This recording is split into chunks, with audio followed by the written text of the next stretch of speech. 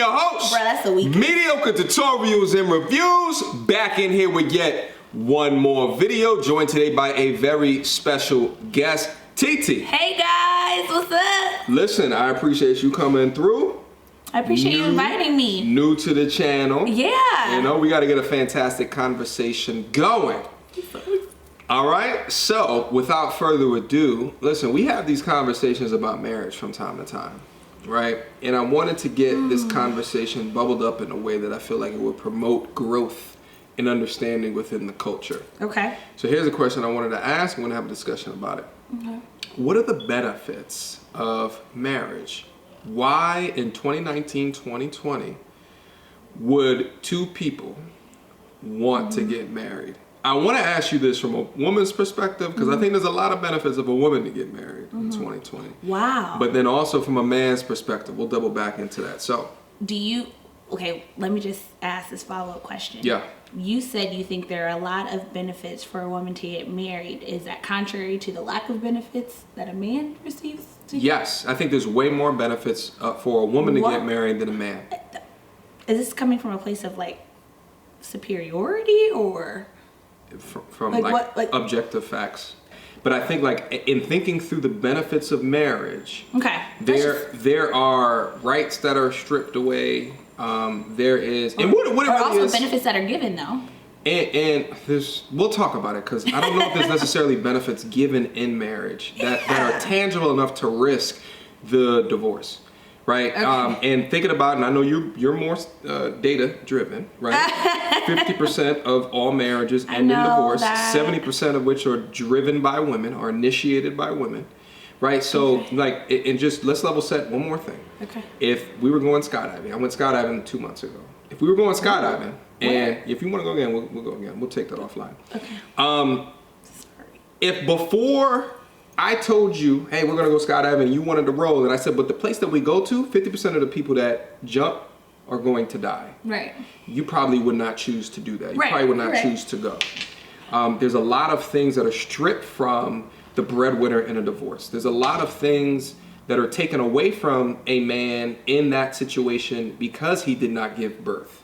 Right? So there's a lot of risk in that situation. So what I wanted to talk through today is the benefits that would help promote marriage forward, because I think it's a conversation that is falling onto a group of young men that are seeing the data, they're seeing the statistics, and they're dealing with the Tinder dating culture of today. Well, there's always a mitigation to risk. I just want all of those men to know that. That is true. If you want to be married, there's always a way to mitigate the risk that John is talking about. My name's not John. Oh, there's always a way to mitigate the risk that Eric is talking about. I'm so sorry.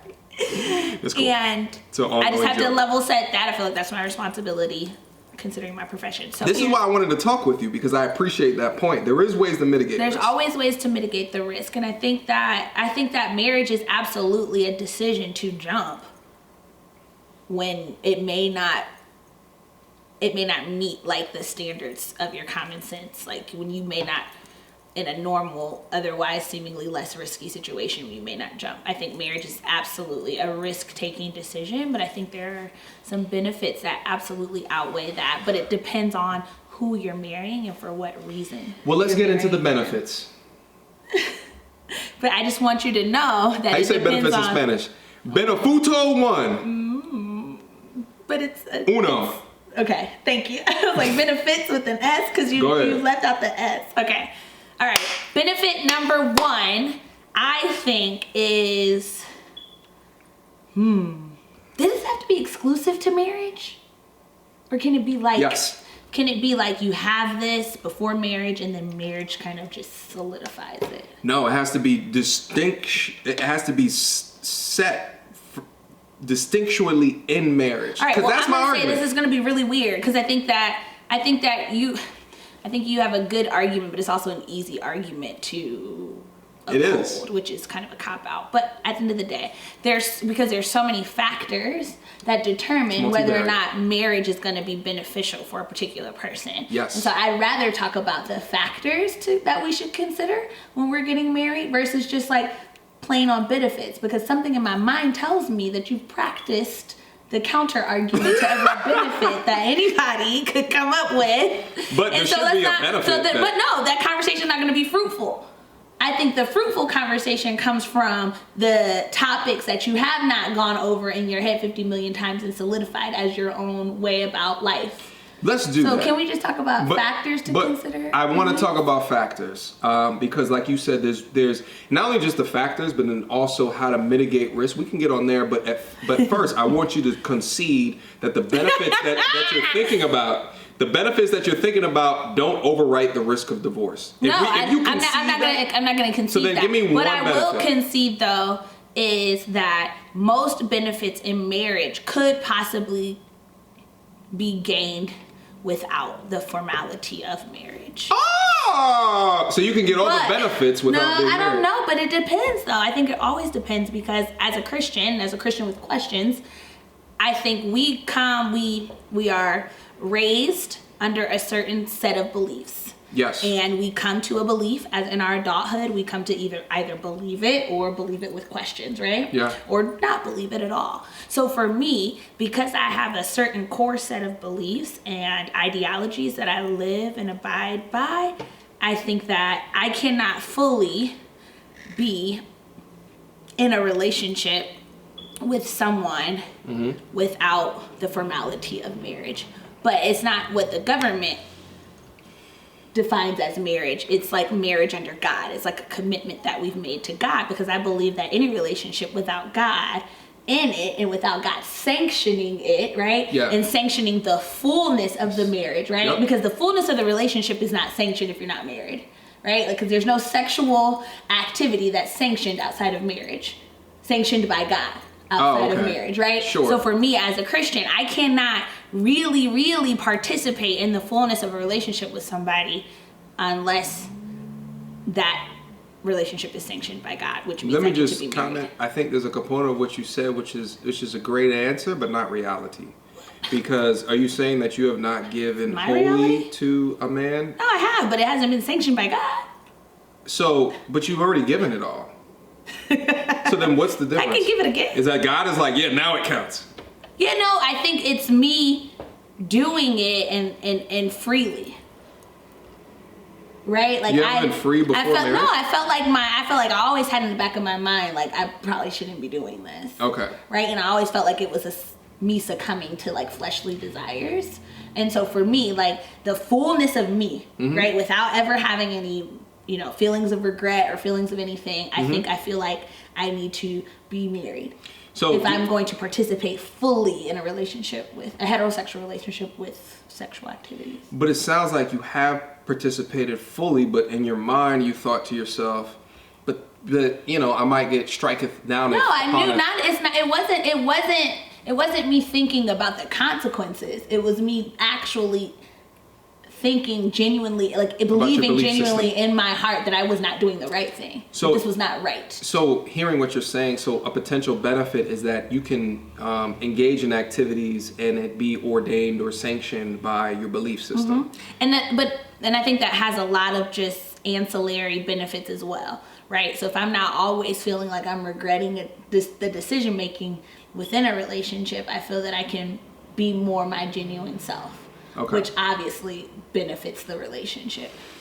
Okay, sure. So that's a benefit. That's a benefit. Is that a benefit? That's a benefit. Okay. That's absolutely a benefit. If you want to be with me, that's a benefit. Okay, and I know you're religious. Yeah. You was just at church earlier today. I sat my heathen ass at home and edited videos. My God. Oh my goodness. God bless them. Right. Sure. Okay. So benefit of kind of relinquishing the fear of not being beholden to the belief system that you believe in. Whoa. Right? Whoa, that was a sentence. You like that? I don't know, but it was a sentence nonetheless. So then a secondary benefit. Oh, do you want me to comment off of that benefit? You can do what you want to do. I think it's poppycock. 2019. It's what the hell is poppycock? It's just, I feel like that could be offensive to some people. Yeah, I was about to say that. Like, it could be offensive to some people, but I feel like it's a crutch. Okay. Like it's a crutch that can be used. I feel like it's not. I feel like you can't say that when if I'm telling you. No. I'm gonna have to cut you off here, and you can finish later. So I hope you remember that thought. This is what we talked about in the last video. Is when we talk about the difference between man and female communication. Got it. Okay, fine.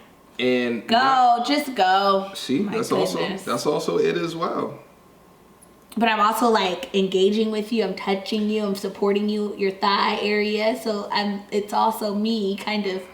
I might be annoyed on the exterior, but you don't really feel like I'm annoyed. I don't want you to get annoyed. I want you to take in the things that I'm saying. Okay. And I'm not coming to your belief system. I just think that typically what happens is young men and women, even if they believe in it or not, and it depends on the degree to which they believe in it, are still going to engage in the same activities as if they were married.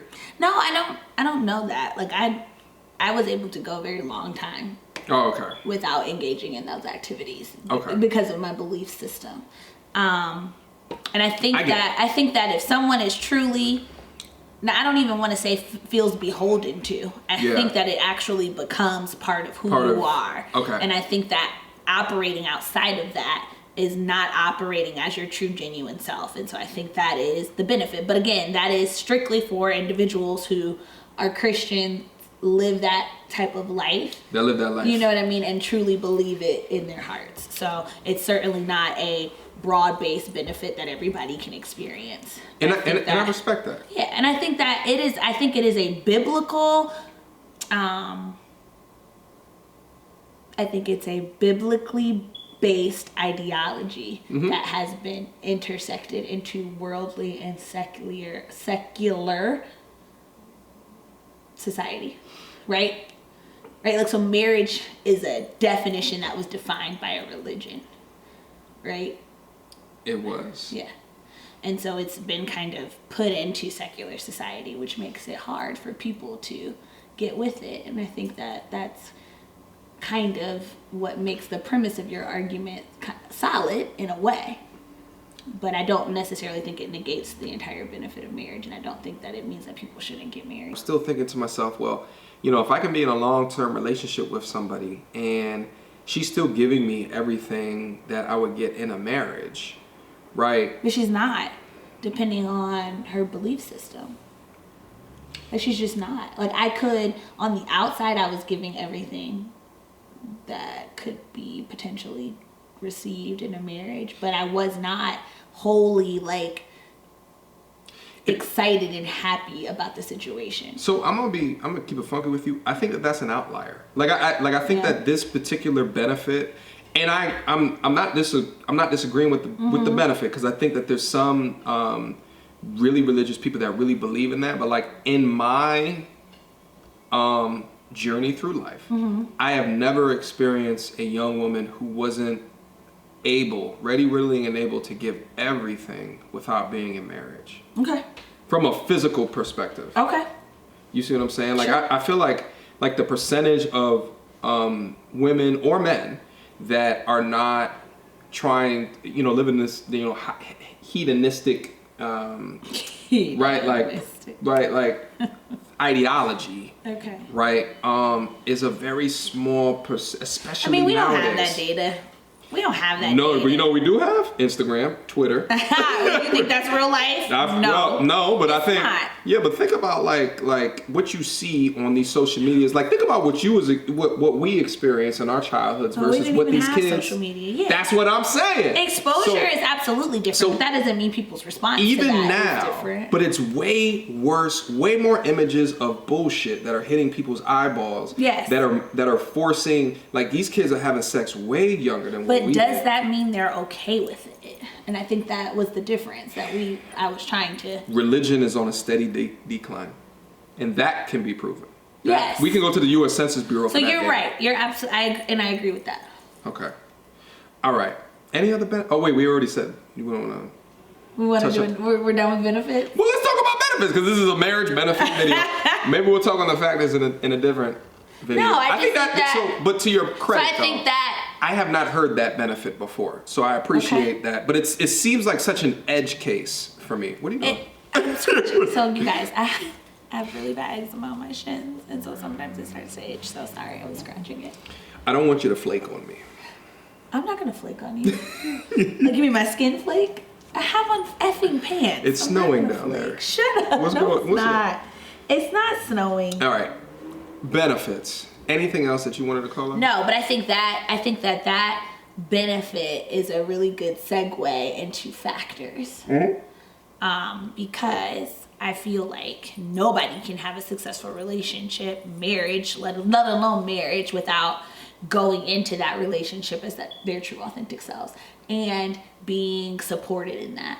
So, right, like say I am acting out in my true authentic self and my partner does not support it and doesn't encourage it and doesn't make me feel comfortable to operate in that. Mm-hmm. I do not think that is a good equation for a lasting and successful relationship, let alone marriage. I get it. Yeah, I think that is a key factor to enable us, but that's also a key factor to enable a successful relationship. Yeah. That's also a key factor to enable a successful friendship. Well, I thought we already level set and said, like, we're not talking about how to argue back like the unnecessary nature of a marriage with the fact that you can gain that in a relationship without a marriage. I think we're just talking about factors.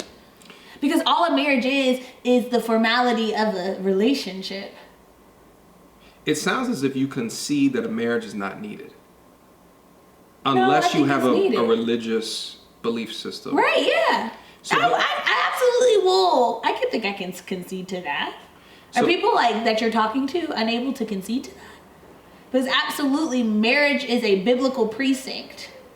It absolutely is. And so unless you are abiding and operating under the belief of the Bible and Jesus and Christianity, then... Okay. There it is. Yeah. I want to say, I feel like that's it then. We just concluded having this conversation. Yeah, because I feel like I'm sure that I feel like your stance towards it was a lot more pro-marriage than just outside of religious beliefs. No. Oh. I think if you can get that without, then you're good. Yeah, I think there's certain government benefits that you probably won't get. You can't file taxes together. You know what I mean? Whatever. Yeah. But because at the end of the day, I wholly believe in risk mitigation. So I believe that if we're soulmates, we're soulmates. We want to be together, and our goal and our intentions are to be together for the rest of our lives. But I also believe in real life situations that may happen. And I want to make sure that Tiara as an individual is protected. And you should want to make sure that, whoever I marry, John Doe, he should also want to make sure that he is protected in that situation. So you believe in prenups? Yeah. What? Prenuptial agreements always make sense in every situation. I always believe in a prenup. I always believe in a prenup, and in fact, that's another benefit to marriage. Because if you're in a relationship and you're doing all things that would otherwise allow you to receive the benefits of a prenup and you can't get one because you aren't married, that kind of sucks. Well, but the benefits of a prenup is that you get to keep your shit that you gained before the marriage. No, you get to keep whatever you agree that you get to keep. Even before the marriage and during the marriage? Mm-hmm. It depends on what you agree. A prenup is a contract. There's no legally binding law that says you can only keep this. It's a contract and you get to keep whatever the two of you decide you're gonna keep. Yeah. Should the marriage not work out. That's wild. I mean, that's fantastic. But I do hear some of my subscribers say that prenups can be voided in some situations. Yeah. Do you know those? Is it a state by state thing? Any contract can be deemed unconscionable. Yeah. Meaning both individuals weren't on the same playing field as they were going into the agreement. Someone feels like they were illegally forced into something. Somebody feels like they did not have all the pertinent facts that would allow them to make a conscionable decision. I didn't let you know what my assets were. Yeah. So there's some things that can deem that contract. Yeah, and I don't practice in that field, so I'm sure there may be other things. But when you just think generally about contract law, every contract that's signed isn't necessarily valid. That's real. You can always have a lawyer, right? Yeah. But it's a way to mitigate risk. It's a way to mitigate risk. Because if you do it correctly, you can mitigate that risk all the way down to there is no risk. Really? Yeah, outside of your heart being broken, obviously, but that's the risk. That's also a risk with relationships. But children. You can also have children out of a non-marriage relationship, right? Yeah, non-marriage, but I'm saying like you increase the risk if children are entered into the situation, right? Because like day 0 you don't have children, you get married at day 10, at day 50 you have children, and then day 100 you get divorced, right? At day 100 you have the risk of the time that you would want with your children entered into the situation. Right, so like, but there wasn't a prenuptial agreement for children as well. Right, there's always a parenting plan that you enable. Yeah, they do good with children. Courts are always interested in making sure decisions are made in the best interest of the child. Do you feel in like those situations? But again, like, but don't the that's to me is a risk of not being married. But go ahead. But don't that's okay. I can see that. But don't men not get a fair shot during that? Like the court system as it's set up today, the laws as it's set up today is not. You mean fathers? Yes. Yeah. I can concede to that. Okay. I can concede to that. Okay. But again, if you have something that's already set out, right, and agreed to, the court's not going to go against that. Then it's what happens that gets people in trouble is they have not thought about those situations and they have not planned for those ahead of time. That's true. Then that's what gets people caught up in situations. It's not necessarily like a wholly innocent person, I'm just beholden to the criminal justice system. Right? You should in those type of situations, you just need to always make sure that you yourself plan ahead of time and mitigate that risk. And if you know you're going to enter into a marriage and the both of you want children, then the both of you need to sit down and plan what it looks like for you to parent together and what it looks like for you to parent apart, to co-parent apart. You wise, girl. You wise, girl. Listen. I also, a lot of it I think also has to do with your background, like your educational background and how because law forces you to have a much more structured approach, right, to the way that you think about things. Like there's a lot more frameworks running through your mind, and I feel like a lot of decisions that you make are not just feelings based decisions. Like you think through it because you understand risk and mitigating risk. And listen here, like just because I'm risk averse doesn't mean that doesn't negate the depth of my feelings toward an individual. You know what I mean? And so if I'm like, let's enter into a prenup, please don't ever believe that it means I don't love you in the way that you thought I did, or in the way that I have expressed I did. It really just means that I am reality driven. Woo! Go ahead, girl. You reality driven. I like reality driven. I'm reality driven, and I understand that things happen. Like shit happens. People change. Poop happens. Shit happens. Yeah, I'm just gonna say it. It happens, and so you need to be prepared for it. And I think that's how people end up with really terrible feelings about marriage. It's because they haven't planned appropriately. That's real. So for the dissolve of it, or the potential dissolve of it. So the accountability is back to the human being that didn't plan appropriately. It's literally planned parenthood, planned marriage, planned all of that. Plan it all. Plan it all. And if the two of you love each other in the way that you say you do, hopefully it works out. But I know that feelings get really tense in those situations, which is why it's really important to just plan it out ahead of time. Plan it out to mitigate risk. That's the realest thing that I think you need to understand before making such a decision like that. Yeah. So last question, and we'll wrap it up here in a second. Let's say you're dating somebody. You have your boo-boo kachoo for a number of years, and he communicates to you. I never want to get married. Whoa. Rick Ross grunt. Well, I've already level set with you about kind of my religious background and my beliefs. So it's probably a no for me, just because I understand like I can't participate fully. Okay. Right? I'm not going to be able to participate fully in this unless we're married. So that's real. It's a no for me, guys. There it is. Listen, TT. I appreciate your thoughts. Hey. Just call me Eric. Mediocre tutorials and reviews is my goddamn name, all right? God damn. That's way too long to remember. or even to acknowledge. You're giving me the bare minimum, okay? You got a good memory. Show me respect. Questions, comments, concerns, leave them down in the comment box down below, all right? We got to have you. Listen, we think about doing a live stream. Let me know in the comment box if you guys want to see the live stream as well. You going to come back for the live stream? I absolutely will. Anything for you. Listen, I want you to be the people's champ. Okay? I want you to I want you to be the people's champ. Champ is here. The champ the champ is here. because I think you have some knowledge in order to be able to give off in a much more of a realistic point of view and perspective. So we'll love to have you to come back. I hope so. It was fun. Thank you for inviting me. Listen, we gotta do another one if you got time. Yeah, right? What's up? What's up? What are we doing? Oh yeah, what's the holiday tomorrow? Oh, you work for the private sector. My goodness. Shout out to my veterans. I work for the people. Shout out to my veterans. Public sector. I'm off, so I have plenty of time. There it is. Till next time, YouTube. Bye guys.